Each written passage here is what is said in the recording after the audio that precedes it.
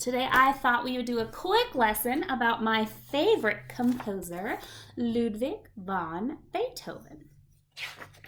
Beethoven created music a long time ago during the classical period that lasted from 1750 to about 1825. The classical music is not what you're used to. It's not pop or country or jazzy. Classical music was very clear, kind of simple, but lots of dynamics, getting louder and quieter, lots of different pitches and changes in harmony. So a little bit about Beethoven. He was born in Bonn, Germany. His father was his very first music teacher. I also read that he studied with Mozart, Wolfgang Amadeus Mozart, another famous composer in the classical period. When he was a young boy, he became a traveling musician, and that's how he supported his entire family. He made music by traveling. Well, he traveled and made music, and then he made money. When he was in his 20s, Beethoven moved to Vienna, and he worked for the church and for rich families, nobility, and it was very, very uncommon that musicians could actually earn a living by working for churches and nobility, and he was one of the few musicians who was able to do that. When he was just about 30 years old, he started going deaf, which means he started losing his hearing. But Beethoven, even after he was deaf, he still wrote some of his most famous pieces of music. And we'll hear some of those here in a little bit. In total, Beethoven wrote 9 symphonies. He wrote chamber music, he wrote operas, string quartets, and of course, classical piano music, which is why he's my favorite, because I love to play his music on the piano. So I am going to play little bits of some of his most famous pieces. We'll hear Fur-Elise, Moonlight Sonata, the Fifth Symphony, which is what I just opened with, Ode to Joy, and Minuet in G. We'll just hear little snippets, and then we'll do a little more listening and creating maps to this music.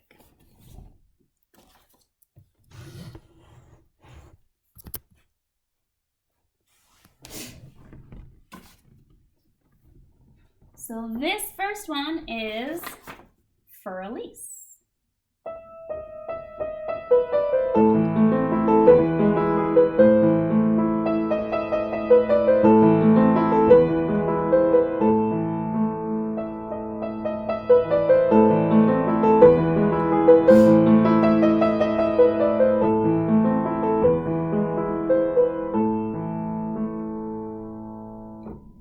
Another piece by Beethoven that you might have heard before is Moonlight Sonata.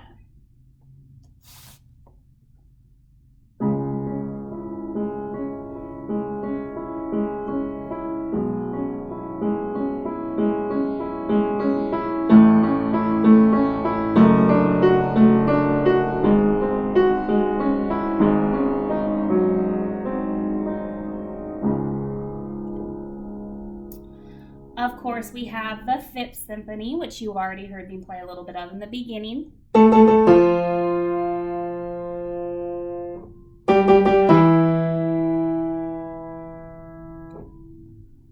Ode to Joy.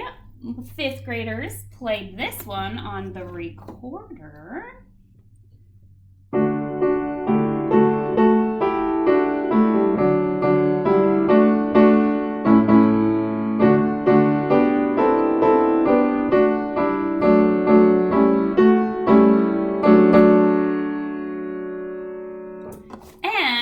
Finally, what I will play for you a little bit of today is,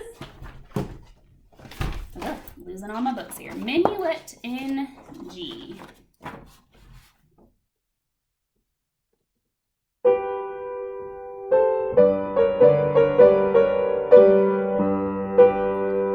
Goes that way.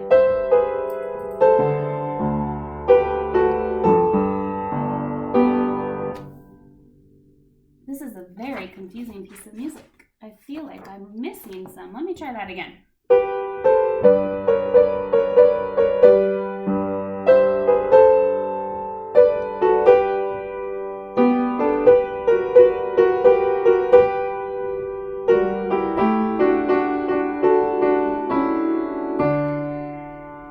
that was my best shot. So, I would like you to explore this music a little bit more. There's a couple things I want you to do. I'm going to make more videos of me playing a few of these pieces. I want you to make a music map. You can use it, make it to any of the songs that you listen to that will be in the future videos. But I made a music map to Beethoven's Fifth Symphony, just the beginning of it. When you make a map, it helps you to follow the expression of the song and the tone of the song. So let's listen to the Fifth Symphony and watch me follow the map that I made. Then I want you to try to make one of your own. Play Beethoven's Fifth Symphony.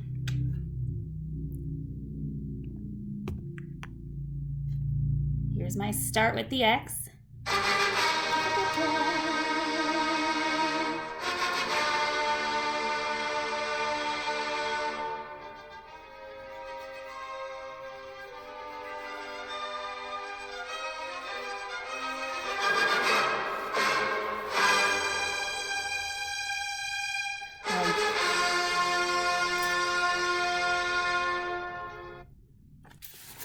This map is dotting, and this helps work with that rhythm. So you can make dots to follow along the rhythm. So I did this one to Ode to Joy. Play Ode to Joy. Which one? That's a good question. Not that one.